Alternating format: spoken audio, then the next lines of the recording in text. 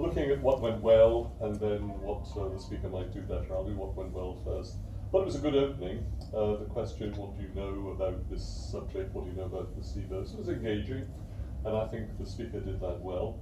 I liked a few of the opening gestures here. There were gestures about the mind and the unusual full body gesture of "come here, my dear." They cemented the understanding of what the speech was going to be about, the negative effect of language, the no placebo effect. And the speaker moved on to two stories to illustrate the power of language over us and our feelings and how we deal with life. Now, an A5 speech is about voice. It's about how the speech is delivered. And I was listening very carefully to the speaker to know whether or not she was going to hit the mark in this, because it was a difficult subject to project a lot of changes in voice. It's a serious subject. It's quite intellectual and abstract. And I thought the voice changed quite interestingly as the speech developed. It was initially quite loud, engaging, what do you know, and quite powerful in that effect. And then it became very quiet, always well modulated, rather quiet, and I thought suitable for the subject.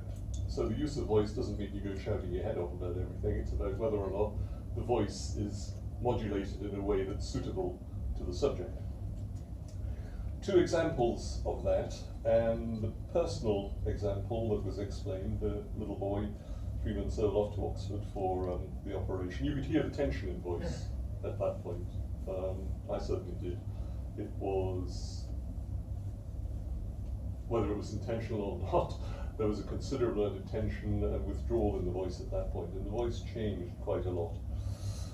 Some good animations at this time. The speaker used her hands a lot. Sometimes they say that you shouldn't do that, but I don't mind it. I find it quite engaging when people use their hands to kind of engage the audience. A lot of gestures, a lot of hand gestures, a little wandering around, some whole body movements. Didn't mind that, didn't find it distracting.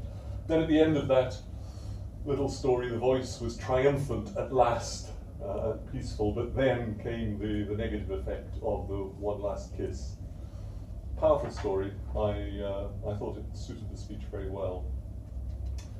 So the second little example of the lady who sits on a chair and the doctor says, etc., etc., left me. Nice little joke. I began to think the speech petered out a little bit at this point because I didn't think the second example was terribly strong in its development of the theme. But never mind, it wasn't too bad. And the conclusion, it did draw to the conclusion that the effect of negative placebos can be very damaging to most of us, and most of the time you don't know what's happening. Voice at this point was questioning and a little bit challenging. I'm going to say the speaker has passed this assignment because I felt that there was deliberate use of different levels and modulation of voice.